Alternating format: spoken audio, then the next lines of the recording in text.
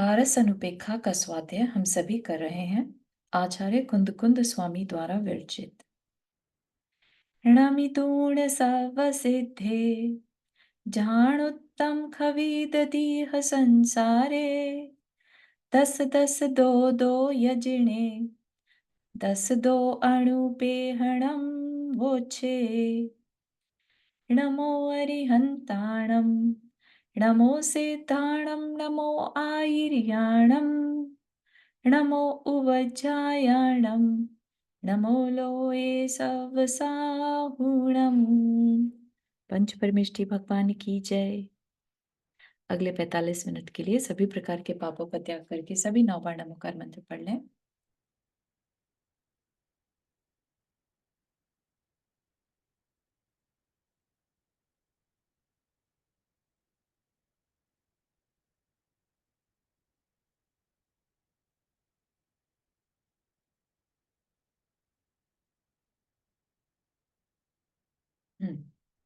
तो कल के हमने 2 गाथाएं करी थी।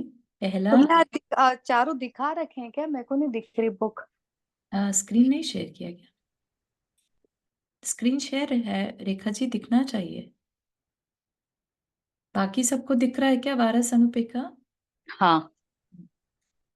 ठीक है, तो 2 गाथाएं कर थी। एक था मंगलाचरण, जो स्टार्टिंग में हर जो लिखने वाले हैं, शास्त्र के रचयिता हैं, वो हमेशा मंगलाचरण से स्टार्टिंग करते हैं, ब्लेसिंग्स लेते हैं, अपना इंटेंशन सेट करते हैं, है ना।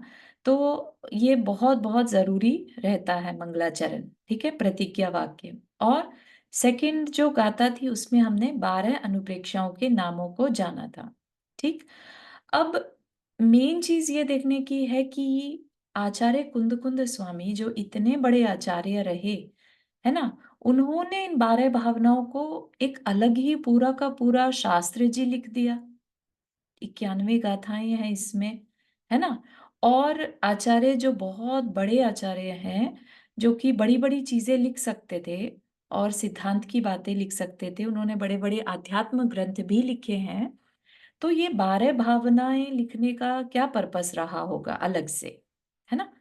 तो इसका बिल्कुल अलग से एक शास्त्र बना देना, ताकि कोई सिर्फ इसका स्वाध्याय करके और अपने वैराग्य को पुष्ट कर सके। और वैराग्य आता कैसे है? तो वैराग्य के लिए बोला भावनाएं, भावनाओं का चिंतन करो, ठीक है ना। अच्छा, भावनाओं का खाली चिंतन करने से या भावनाओं को बोलते रहने से, जैसे हम लोग कितना वैराग्य भावना पढ़ते हैं या कितना हम 12 भावनाएं भी सुनते पढ़ते हैं, लेकिन हमारे अंदर वो वैराग्य नहीं आने पाता, राइट। तो उसके पीछे कोई ना कोई कारण तो है, ठीक है ना। तो उसके लिए इस रीजन से कि हमें वैराग्य आए, अच्छी तरह से बात को हम समझें, उसके लिए द्वादश अनुप्रेक्षा या वारस अनुपेक्षा करके जो शास्त्र है वो अलग से लिखा गया, ताकि हमारी जो भावनाएं हैं वो गहरी हों। अभी तक क्या हो रहा है, हम जो सुनते हैं ना, वो बहुत सरफेस लेवल पर सुनकर छोड़ देते हैं, वो हमारे अंदर तक नहीं जाने पाता, अंदर तक हमें हिला नहीं पाता, है ना। कभी कभी आपने देखा होगा कि हम कभी किसी महाराज जी के प्रवचन सुनने जाते हैं या मंदिर में बैठे होते हैं तो भाव अलग होते हैं, है ना। और घर आते हैं तो अपने भाव अलग हो जाते हैं, है ना। तो उस ये क्या मतलब हुआ? इसका मतलब क्या है कि हमारे जो संस्कार हैं वो वातावरण से, चारों तरफ के वातावरण से बहुत प्रभावित रहते हैं। जो हमें आईज से दिखता है उनसे हम बहुत इम्प्रेस्ड रहते हैं, ठीक है ना। उसी में हमारा सारा टाइम जाता है। भले ही हम थोड़ी देर के लिए मंदिर गए और या स्वाध्याय सुन रहे हैं, तब तो बहुत अच्छे विचार हैं, जैसे ही हम बाहर निकले वहां से और फिर से उसी संसार में रच पच गए, ठीक है ना। तो ऐसे नहीं जीना हमें। महाराज आचार्य क्या कहते हैं कि ये जो भावनाएं है ना, इनको अपने जीवन में उतार लो। तुम मंदिर में हो, तुम स्वाध्याय में हो, तुम घर में हो, हर समय ये जो भावनाएं हैं, अगर हमें हर समय याद रहेंगी, तब जाके हम इनको अपना जीवन परिवर्तन का कारण जान सकते हैं। ठीक है, इसीलिए इसको वर्ड दिया अनुप्रेक्षा, यानी बार बार चिंतन।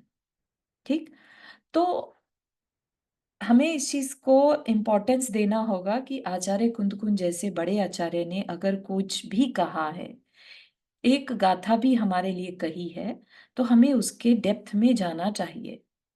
ठीक है, कि हमें इससे क्या मिलने वाला है, उस तरह के भाव, उनके भावों को पकड़ने की कोशिश करना। ठीक है, आज से 2000 साल पहले अगर वो कुछ कहते हुए कहा उन्होंने अपने 90 साल के जीवन में, है ना, तो बहुत ज्यादा हमारे कल्याण की ही बात कही होगी।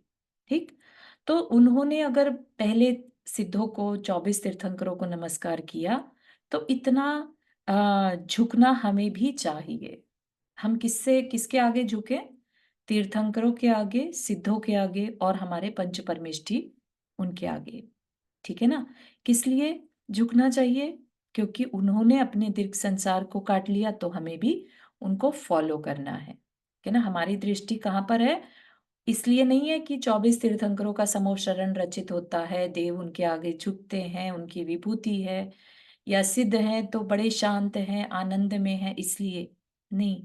उन्होंने अपने ध्यान से जिस तरह से दीर्घ संसार का नाश किया, ऐसे ही हम भी उन पर फोकस इस दृष्टि से करें। ठीक है, कि हम भी वैसा उत्तम ध्यान लगा पाए, हम भी अपने दीर्घ संसार का नाश कर पाए। क्योंकि जितनी बार भी हम ये मंगलाचरण पढ़ेंगे, है ना, हमारे अंदर क्या आएगा? कि जिन्होंने उत्तम ध्यान के द्वारा दीर्घ संसार का नाश किया, तो ये लाइन हमें बार बार याद रहनी चाहिए कि ये भी हमारा भी पर्पस है। ठीक है, हम भी मनुष्य हैं, वो भी मनुष्य थे, कर्म भूमि के मनुष्य हम भी हैं, वो भी थे। उन्होंने अपना काम कर लिया। क्या काम कर लिया? उत्तम ध्यान के द्वारा दीर्घ संसार का नाश कर दिया। ठीक है, अभी हमारे पास मोक्ष तो है नहीं, लेकिन अट्रैक्शन हम कर सकते हैं। फिर भी लॉ ऑफ अट्रैक्शन जिसे कहते हैं ना, जिस पर हमारा फोकस होगा, वो चीज आज नहीं तो कल हो ही जाएगी। ठीक है, तो हमें ये नहीं सोचना कि अरे हमारा तो हो तो कुछ सकता नहीं, छोड़ो, हमें क्या करना, है ना। तो वो नहीं सोचना हमें। हमें आचार्य ने कहा है, वो भी इसी पंचम काल में थे, है ना, फिर भी उन्होंने ऐसा किया, इस तरह के शास्त्र लिखे, नमस्कार किया, तो हम भी कर सकते हैं। ठीक है, उन्होंने लिख कर हमारा काम आसान बना दिया। फिर 12 अनुप्रेक्षाएं बता दी। 12 अनुप्रेक्षाएं मतलब ऐसे थॉट प्रोसेस जिनको कि हमें अंदर तक फील करना है, सिर्फ सुनना नहीं है। इसको सिर्फ उपदेश समझ के सुनना नहीं है, इसकी एक एक शब्द पर हमें अनंत बार चिंतन करना होगा। इतना चिंतन जब तक कि हम मोक्ष ना पा जाएं, क्योंकि इन 12 भावनाओं के बिना मोक्ष पॉसिबल नहीं है। ठीक है ना, 12 भावना जो है वो संवर का कारण भी बताई हैं। तो हर मुनिराज इन 12 भावनाओं का चिंतन करते ही करते हैं, और बिना मुनि बने, बिना रत्नत्रय के मोक्ष पॉसिबल नहीं है। ठीक है, तो इसलिए ये एक तरह से हमारी फ्यूचर की जो पर्याय होने वाली है, हम मुनि बनने वाले हैं जो, उसमें जो काम हमें करना है वो हम आज ही से क्यों ना शुरू कर दें। ठीक है ना, तो उसके उस चीज को ध्यान में रखकर हम इन 12 भावनाओं का बार बार चिंतन करेंगे। ईच एंड एवरी भावना को बहुत अच्छे से पहले समझेंगे, उस पर चिंतन, मेडिटेशन करेंगे, और फिर दिन भर में उसको ध्यान में लाएंगे। उससे जो अभी करंट बेनिफिट होगा वो तो ये कि हमारा मन स्वच्छ होगा, मन शांत होगा, हमारी कषाएं शांत होंगी, है ना, और फ्यूचर में नियम से हम मुनि बनकर अपना कल्याण कर लेंगे। क्योंकि ये काम हमें आगे चलकर एनीवेज करना है, और हम उसे अभी से शुरू कर दे रहे हैं। ठीक है, तो हमने कल 6 भावनाओं के बारे में पढ़ा था। ठीक है ना, हाँ, और एक ये भी है कि ये जो भावनाएं हैं, इन अगर ये जागृत हो जाती है हमारे अंदर, जागृत मतलब हमारे अंतर्मन तक पहुंच जाती है, सबकॉन्शियस तक कह लीजिए, या हमें डीप में इनकी रिमेम्बरेंस है, हम इन्हें भूले नहीं है, है ना? कोई भी कुछ बात कहता है और हम उन्हें इन भावनाओं पर घटित कर कर देखते हैं, तब कहा जाएगा कि ये हमारे अंदर डीप में जा चुकी है। तो अगर ये भावनाएं हमारे अंदर जागृत हैं, इनको क्या कहा? सिंह का रूप कहा। ठीक है? मन रूपी वन में भावना रूप सिंह जब तक जागृत रहता है, तब तक दुर्ध्यान रूप सूकर उस वन में प्रवेश भी नहीं कर सकते। तो जब तक हमारा ध्यान, हमारा फोकस इन भावनाओं पर है, तब तक हम उतनी देर तक दुर्ध्यान से बचे रहते हैं। ठीक है ना? तो ये पुण्य का अर्जन करने वाली भी हैं। ठीक है ना? संवर तो कर ही रही हैं। इनका संवर कर रही हैं? पाप प्रकृतियों का, है ना? और साथ ही साथ दुर्ध्यान से हमें बचाकर हमारे पुण्य का अर्जन भी कर रही हैं। ठीक? और ये भावनाएं क्या करती हैं? भेद विज्ञान कराती हैं। बहुत जल्दी ही हमें शरीर अलग और आत्मा अलग, ऐसा भेद विज्ञान पॉसिबल हो जाता है। उससे क्या होगा?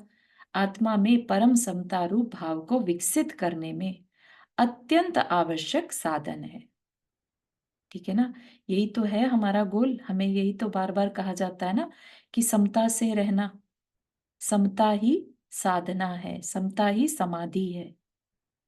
ठीक है ना? तो ये भावनाएं, ये समझ लीजिए कि हमारे एक जीवन को सही दिशा देने में और उसको बहुत इनरिच करने में, ठीक है, जो हमारा गोल है उस तक बहुत जल्दी पहुंचाने में हेल्प करेंगी। ठीक है? तो हम जहां तक पहुंचे थे वो देखते हैं। अम, ये तो हमें दोबारा पढ़ने की तो जरूरत नहीं है ना? अध्रुव भावना, जिसे हम अनित्य भी कह सकते हैं। जब इनको डिटेल में आगे पढ़ेंगे तो अपन एक बार फिर देख लेंगे। अशरण, जिसमें हम ये कहते हैं कि पंच परमेष्ठि के अलावा और कोई शरण इस जीवन में नहीं है। एकत्व भावना, जिसमें हमें ये रियलाइज कराया जाएगा कि हम अकेले ही आए थे और अकेले ही जाना है। ठीक है? कि जीव अकेला है, एक है। अन्य है अन्यत्व भावना, जिसमें हमें जो कुछ भी दिखता है वो हमसे पर है, अन्य है। ठीक है? अभी तो हमें ऐसा लगता है ना, सब चीज मेरी है, ये मेरा, ये मेरा, ये मेरा, और हम उसको अपना मानकर उससे, अपने से अलग नहीं मानते।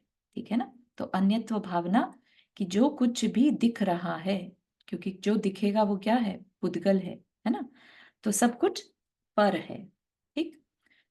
संसार भावना, संसार में हम जो चारों गतियों में घूम रहे हैं, ये संसार है। हम इस जन्म के बाद भी अगला जन्म लेंगे, फिर किसी गति में जाएंगे, चाहे जिस भी जाना हमने अपने लिए बांध लिया हो, हम जाएंगे फॉर श्योर। ठीक है ना? तो ये हमारा भ्रमण अनंत काल से चल रहा है, और जब तक हम इसको तोड़ने के लिए दृढ़ नहीं हो जाते कि नहीं, हमें तो ये संसार अब खत्म करना है, तब तक ये ऐसे ही चलता रहेगा। तो हमें ये जो भावनाएं बताई जाएंगी, ये संसार को काटने में कारण बनेंगी। ठीक है?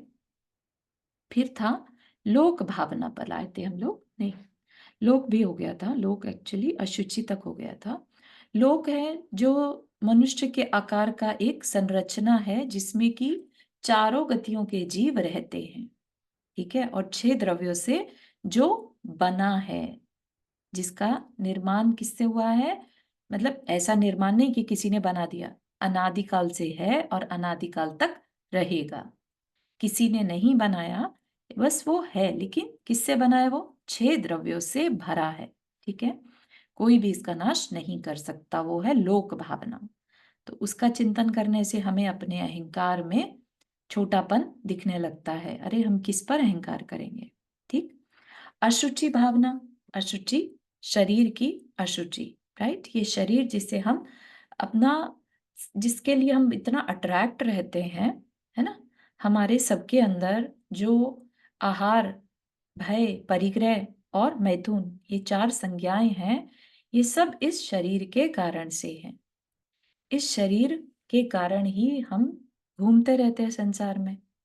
तो ये उस शरीर की वास्तविकता बताई जा रही है कि ये है कैसा, है ना? तो उसके बारे में जब पता चलता है तो इतनी अटैचमेंट, पागलपन जैसी अटैचमेंट नहीं रहती, ठीक है ना? क्योंकि जितने भी युद्ध भी हुए हैं पास्ट में भी कह लीजिए, ठीक है ना? स्त्री के लिए जो कोई भी युद्ध हुए, वो क्या है? एक तरह से स्त्री शरीर, बेसिकली उसकी रियलिटी को ना देखकर उसकी बाहरी सुंदरता को देखकर युद्ध हुए कि मुझे चाहिए, है ना? चाहे वो रामायण हो चाहे महाभारत हो, ठीक है ना? फिर आते हैं हम आश्रव भावना। तो बेसिकली भावना में चिंतन किसका हो जाएगा? हमारे कर्मों का भी चिंतन होगा, तत्वों का भी चिंतन होगा, ठीक है ना? तो आश्रव भावना क्या है? मन वचन काय इन तीनों योगों की चंचलताई से कर्मों का आना होता है। चंचलताई मतलब एक्टिविटी से, इसके योग से, है ना? वाइब्रेशन से। तो कर्म आते हैं। यह कर्मों का आना बड़ा दुखदाई है। मानो तो दुखदाई है और नहीं मानो तो अपन इसी में रचे पचे हैं, राइट? दुखदाई कहाँ दिखाई देता अपने को, ठीक है ना? लेकिन ये दुखदाई है, ये चीज हमें यहाँ पर समझनी होगी, ठीक है? जब हम संसार भावना पढ़ेंगे, संसार के दुखों को जानेंगे, तब हमें लगेगा कि नहीं, ये जो संसार बढ़ रहा है किससे बढ़ रहा है? आश्रव से बढ़ रहा है। तो आश्रव क्या हो गया हमारे लिए? दुखदाई हो गया, क्योंकि इन आश्रव के कारण ही यह जीव को संसार में रुलाने वाला है। मिथ्यात्व आदि जिन जिन कारणों से यह कर्मों का आना होता है, उनका विचार करके उनसे बचने का ही उपाय करना चाहिए। ऐसा विचार करना आश्रव भावना है, ठीक है? तो इसके लिए हमें थोड़ा सा, जब हम आश्रव भावना को का विचार करेंगे, उस पर थोड़ा मेडिटेट करेंगे, तो कर्म कैसे वर्क करते हैं ये भी हमें समझ में बात आनी चाहिए। कैसे कर्म हमारी आत्मा से जुड़ जाते हैं, है ना? जुड़ेंगे, जुड़ते हुए देखेंगे तभी उन्हें दूर करने का विचार हमारे मन में आएगा। अभी तो हमें रियलाइज में ही नहीं आता कि कर्म पार्टिकल्स हमसे जुड़ रहे हैं, ठीक है ना? इस तरह की फीलिंग नहीं आती। फिर क्या है? संवर भावना। कर्मों के आश्रव को रोकने का नाम संवर है। आश्रव को रोक दिया। आश्रव क्या था? कर्म का आना, राइट? आश्रव को रोकने का नाम संवर है। संवर मतलब रुक जाना, ठीक? संवर से यह जीव संसार रूपी समुद्र से पार होता है। इस हेतु संवर के कारणों को विचार करके उन कारणों को ग्रहण करना चाहिए। तो 12 भावना संवर का एक कारण है, ठीक है ना? और संवर में ये बात बताई जा रही है कि संवर भावना का चिंतन करना चाहिए, ठीक है? निर्जरा क्या है? पूर्व संचित कर्मों के उदय में आकर घिर जाने को निर्जरा कहते हैं, ठीक है? तो यहाँ पर निर्जरा करने को नहीं कह रहे, निर्जरा की भावना, ठीक है? निर्जरा क्या होती है, कैसे होती है, उस पर चिंतन करना। करने को नहीं कह रहे कि अभी तुम तप में बैठ जाओ, है ना? इच्छा निरोध तप और तपसा निर्जरा, ठीक है ना? लेकिन यहाँ पर अभी निर्जरा करने की बात नहीं है, सिर्फ निर्जरा भावना। तो निर्जरा के कारणों को जानकर जिस तिस प्रकार बंधे हुए कर्मों को दूर करना चाहिए, ऐसा निर्जरा संबंधी बार बार विचार करना निर्जरा भावना है, ठीक है? इनको ईच एंड एवरी भावना के ऊपर अच्छी खासी डिटेल में अपन चर्चा करेंगे, ठीक? धर्म भावना। धर्म क्या है? धार्मिक धर्म नहीं, जो धार्मिक क्रियाएं हैं उस रूप धर्म नहीं, अपने स्वभाव रूप धर्म, उसको पाने रूप धर्म, है ना? तो यहाँ पर क्या बताया? सम्यक दर्शन, सम्यक ज्ञान, सम्यक चारित्र की एकता रूप रत्नात्रय धर्म ही मोक्ष का मार्ग है। हमें अपने निज स्वभाव को अच्छी तरह जानकर अपनी आत्मा के वास्तविक स्वरूप में दृढ़ श्रद्धा भाव रखना चाहिए। तो धर्म में, धर्म भावना क्या है? एक्चुअली वस्तु स्वभावो धम्मो, ठीक? वस्तु का स्वभाव ही धर्म है। जैसे जल का स्वभाव क्या है? शीतलता। अग्नि का स्वभाव उष्णता। ऐसे ही हर वस्तु का अपना स्वभाव है, तो हमारा भी कुछ स्वभाव है ना? तो हमारे उस स्वभाव को जानकर उसमें दृढ़ श्रद्धा भाव रखना, ये किसका टॉपिक हो जाएगा? धर्म भावना का। तो धर्म भावना में क्या करना? अपने स्वभाव का चिंतन करना। ठीक है, फिर इसको कैसे पाया जा सकता है? ठीक, तो ये बता दिया, श्रावक के 11 प्रतिमा रूप तथा मुनि के 13 चारित्र रूप धर्म का पालन कर स्वात्म अनुभव द्वारा अपनी आत्मा का परम कल्याण करना चाहिए। ऐसा बार बार विचार करना धर्म भावना है। ठीक है, करने को कुछ नहीं कह रहे, सिर्फ चिंतन करना है कि मेरी आत्मा का कल्याण किस में है। तो मेरी आत्मा का कल्याण तो रत्नत्रय में है, अपने वास्तविक स्वरूप को पहचान कर उसमें खो जाने में, उसमें बने रहने में है ना? इस तरह का चिंतन धर्म भावना में किया जाएगा। ठीक, फिर आ गया लास्ट, बोधि दुर्लभ भावना। बोधि दुर्लभ बेसिकली जो ज्ञान है, स्पेशल, है ना, सम्यक ज्ञान, ज्ञान का प्राप्त होना, बोधि, है ना, बड़ा दुर्लभ है। जो ज्ञान बेसिकली आत्मा का कल्याण कराए, ऐसे ज्ञान को पाना। सपना आपने हाथ रेज किया। तो ये जो धर्म भावना है, अपने आप में समता भाव रखना धर्म भावना है। अपने आप में समता नहीं, धर्म भावना एक तरह से अपने स्वरूप को जानना और उसे पाने का चिंतन करना। ठीक अच्छा। है, हाँ, बाकी अदरवाइज अगर हम कोई सी भी भावना भा रहे हैं तो समता में तो हम अपने आप आ ही जाएंगे। ठीक है, 12 भावना का पर्पस है समता में आना। ठीक है, उसमें से वन ऑफ द भावना इज धर्म भावना। ओके, सो अपने अपने आप में चिंतन करना वो हाँ, धर्म भावना है। हाँ, अपने स्वरूप का चिंतन करना, है ना? ओके। अभी हम कह दें, आप स्वप्न सपना हो या एक जीव का जो देखने जानने वाला स्वभाव है, वो आपका अपना है ना? ओके। तो वो जानकर उसमें लगे रहना, चिंतन करते रहना, अपने स्वभाव का चिंतन करना। ठीक है, थैंक यू। ठीक है, बोधि दुर्लभ यानी ज्ञान का प्राप्त होना बड़ा दुर्लभ है। एक इंद्रिय आदि बहुत से जीवों के तो ज्ञान नाम मात्र ही होता है। पंचेंद्रिय जीवों में भी कुछ तो असहनी होते हैं जिनमें विचार शक्ति नहीं होती। असहनी मतलब जिनमें मन नहीं होता।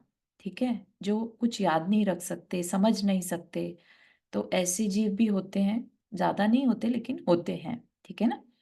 कुछ पशु आदि होते हैं, वे आत्मशुद्धि कर सकते नहीं। नारकी और देव चारित्र धारण नहीं कर सकते, इसलिए उन शरीरों से मुक्ति की प्राप्ति नहीं हो सकती। ठीक है ना?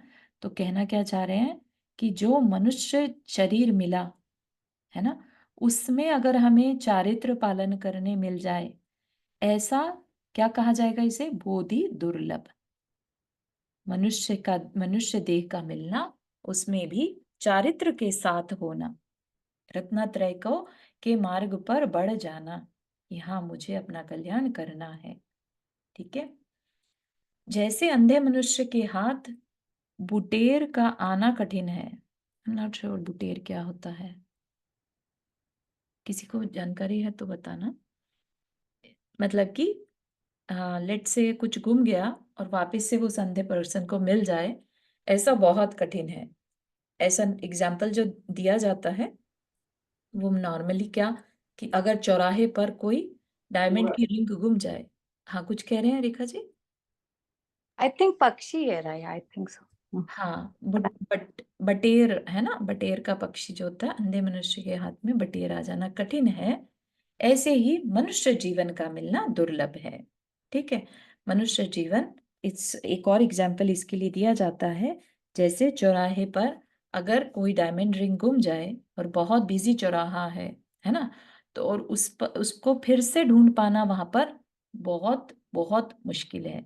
ऐसा इम्पॉसिबल जैसा फील होता है ना? ऐसे ही कहते हैं ना अपन, चलो अब छोड़ो, यहाँ तो मिलना ही मुश्किल है। या किसी रेत की मिट्टी के ढेर में ही चली गई वो चीज, या कहीं समुद्र में गिर गई, ऐसी इम्पॉसिबल सी चीज जो होती है उसको दुर्लभ कहते हैं, जो इजीली ना मिले।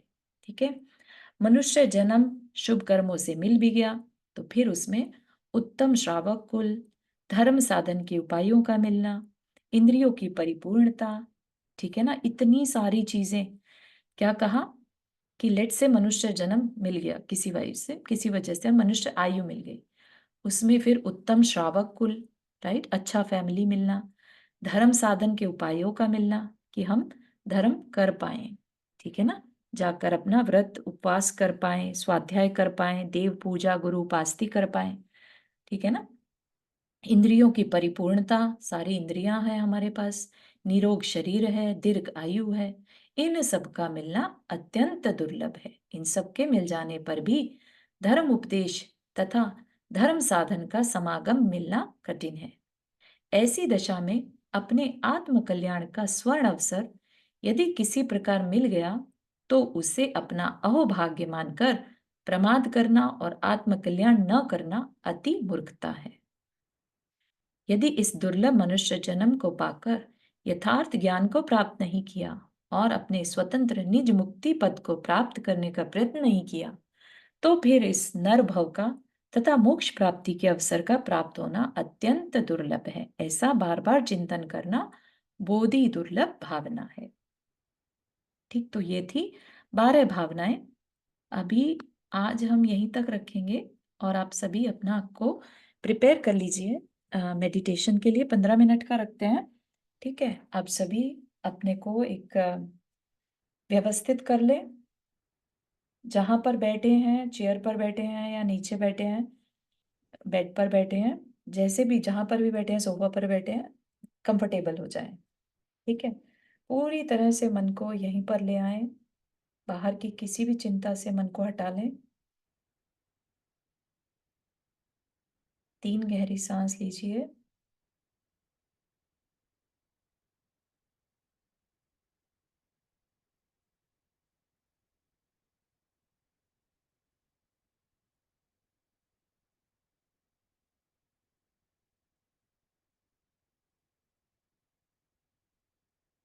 मन बहुत शांत हो रहा है। अब हम विजुअलाइज करेंगे कि हम एक जंगल से जा रहे हैं। बहुत सुंदर वो जंगल है, वन है। चिड़ियों की आवाजें आ रही हैं वहां पर। एक छोटी सी प्यारी सी नदी बह रही है और एक बड़ी प्यारी सी पगडंडी है, रास्ता है जिसके दोनों तरफ जंगली फूल खिले हैं, बड़े बड़े वृक्ष हैं, बहुत सुंदर हवा चल रही है और आप बड़े मन से, बड़े मगन होकर उस रास्ते से गुजर रहे हैं, मन में प्रसन्नता को लिए, बिना किसी व्याकुलता के बस चले जा रहे हैं। अचानक आपने देखा कि एक पेड़ के नीचे एक मुनिराज, दिगंबर मुनिराज, जिनके चेहरे पर एक तेज है, उनके बगल में एक बिच्छी रखी है, एक कमंडल है, चेहरे पर मुस्कान है और कुछ लोग उनकी बात को सुन रहे हैं, वो कुछ कह रहे हैं। आपका भी मन हो रहा है कि वो क्या कह रहे हैं, जाके सुने। और आप भी वहीं जाकर पीछे में बैठ गए और वह मुनिराज सबको बहुत करुणा से देखते हुए, जिनके की चेहरे पर बहुत तेज है, शायद कोई रिद्धिधारी मुनिराज दिखते हैं, बहुत ज्ञानी मुनिराज दिखते हैं, तपस्वी मुनिराज हैं और उपदेश दे रहे हैं कि हमें जो ये मानव जीवन मिला, हम इस उपदेश को सुन पा रहे हैं। बहुत भाग्य से ये दिन मिला है। ये मानव जीवन जो इतनी कठिनाई से मिला, हमें थोड़ा समय अपने इस आत्म तत्व के लिए देना चाहिए। क्या है ये संसार? क्या है ये लोक? क्या है ये जीव? क्या है ये कर्म? इनका बंधना, इनका हमसे अलग होना, कौन हूं मैं, ये सब हमें थोड़ा थोड़ा जानना चाहिए। मैं तुम सबको एक एक करके एक एक विषय पर सब कुछ बताने वाला हूं। आप ध्यान से मन लगाकर सुनते रहिए और उनकी ये बातें सुनकर मन में बहुत प्रसन्नता के भाव हो रहे हैं। इतना अच्छा शायद पहले कभी नहीं लगा। कुछ अलग था उनकी वाणी में। ऐसा लग रहा था बस सुनते ही चले जाओ। वे कोई पंचम काल के मुनि नहीं लग रहे थे। उसी भव से अपना कल्याण कर लेने वाले रिद्धिधारी मुनिराज थे। उनके कारण मेरा भी कल्याण होगा, ये भाव ही मेरे अंदर रोमांच को पैदा कर रहे हैं।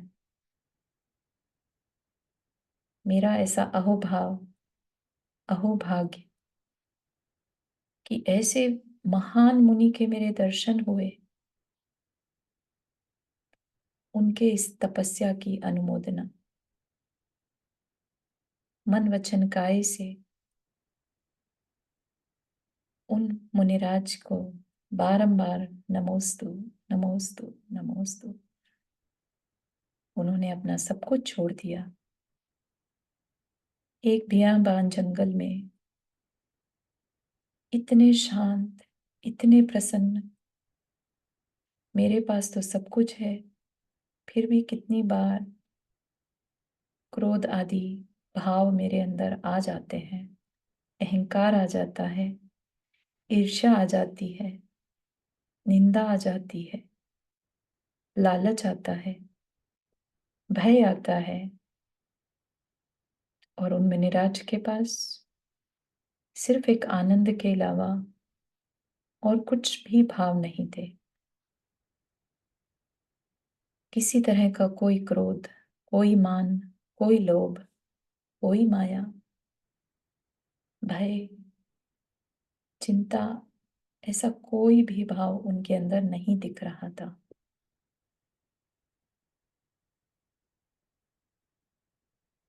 बस उन्हें देखते रहें, देखते रहें, देखते रहें, ऐसे भाव हो रहे थे।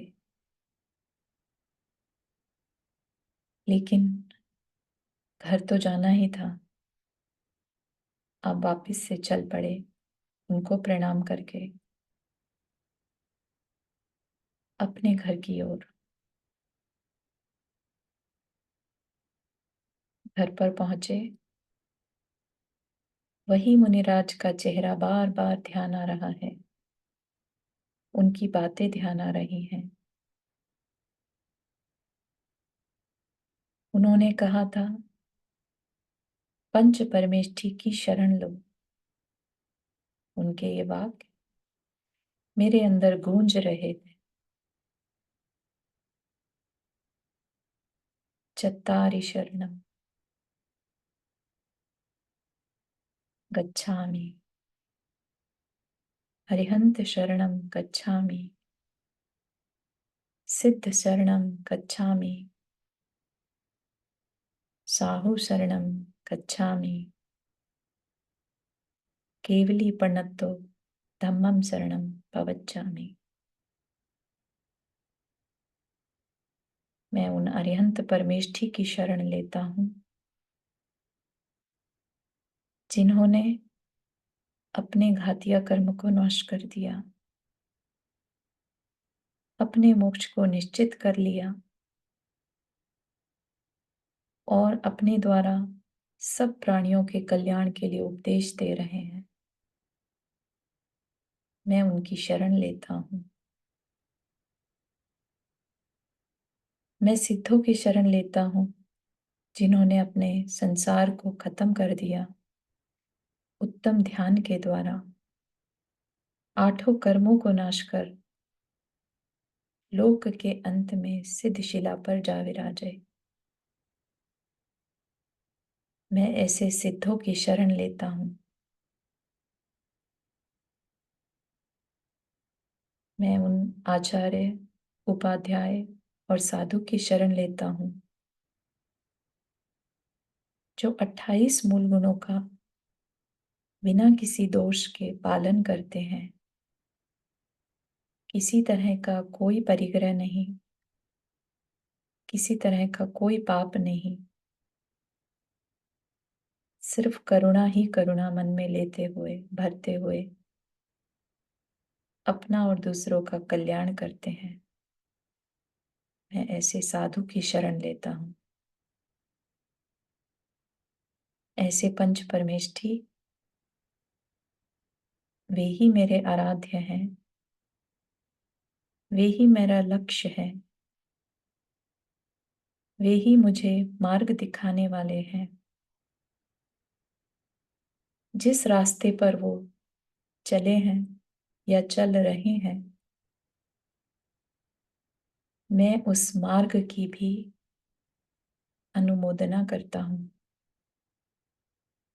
मुझे भी उस मार्ग पर चलना है। कैसे चलना है अभी नहीं जानता, लेकिन उस मार्ग को अच्छा मानता हूँ, क्योंकि जैसी शांति उनके चेहरे पर देखी थी, कुछ तो अलग था उनमें। वो उन्होंने अगर इस मार्ग पर चलकर पाया, मुझे भी वैसी ही शांति पानी है। मुझे भी उनका शिष्य बनना है। मुझे उन्हें अपना गुरु बनाना है। कैसे पाई होगी उन्होंने ये शांति, ये आनंद, ऐसे जंगल में रहते हुए भी? क्या किया होगा? ये प्रश्न मेरे मन से जा ही नहीं रहा। मुझे स्वयं जाकर उनसे फिर से पूछना होगा कि उन्होंने ऐसा क्या किया जो उनके चेहरे पर इतनी शांति, इतना आनंद। अगले दिन सुबह हो गई। ऐसा ही सोचते सोचते रात भर चिंतन चलता रहा। अगले दिन उसी रास्ते पर, उसी पगडंडी पर फिर से चल पड़ा। मुनिराज वहीं पर दिखाई दिए, पेड़ के नीचे बैठे, उसी तरह से चेहरे पर एक आभा को लिए हुए, तेज को लिए हुए। पहुंचकर उनके नमोस्तु किया, बारंबार नमोस्तु किया। अपना मन ग्लानि से भर रहा था कि कहाँ वो और कहाँ मैं। आंखों से आंसू बहने लगे।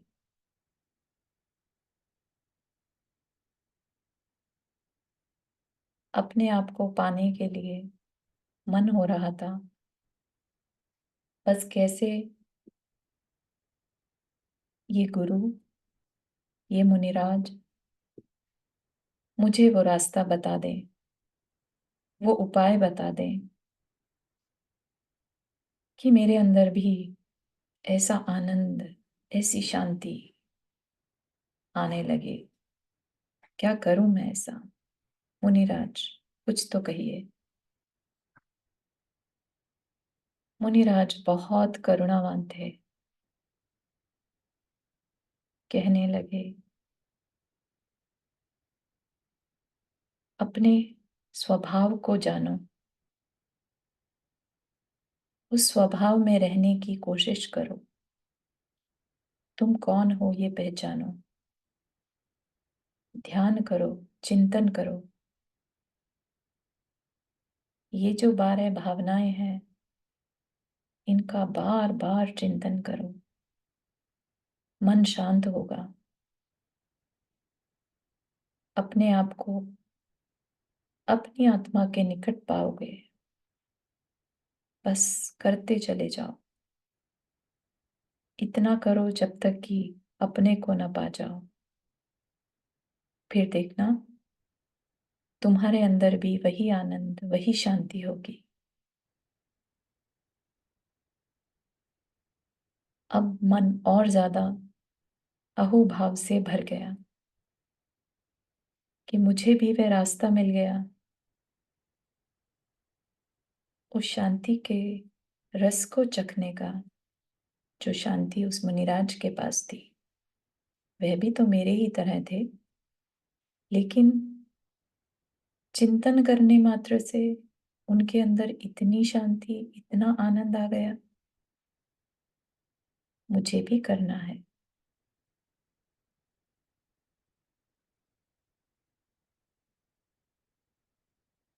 इन सब भावनाओं के बारे में दिन रात चिंतन करूंगा।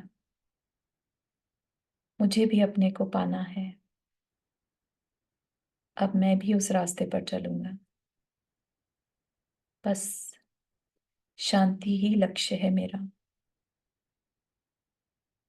वह परम शांति जो मैंने उन मुनिराज में देखी, वैसी ही शांति मुझे चाहिए,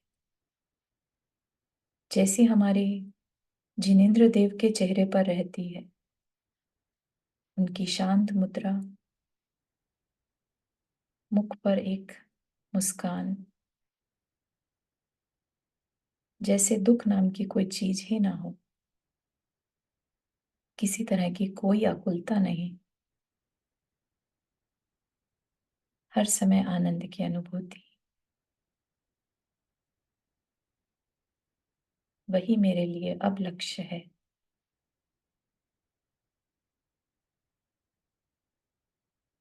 अपने उस लक्ष्य को पाकर ही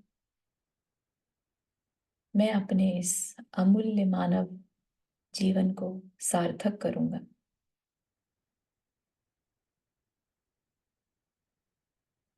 इसी के साथ नमो अरिहंता।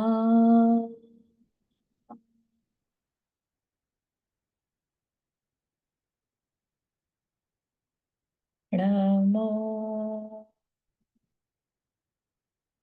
सिद्धां।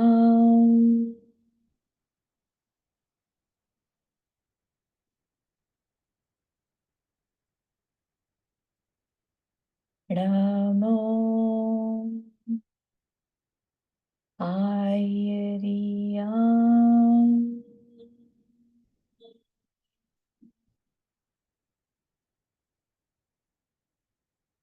नमो उवच्छायां।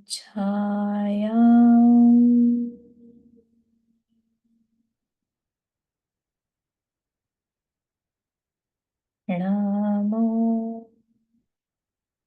लोए सभा साहू।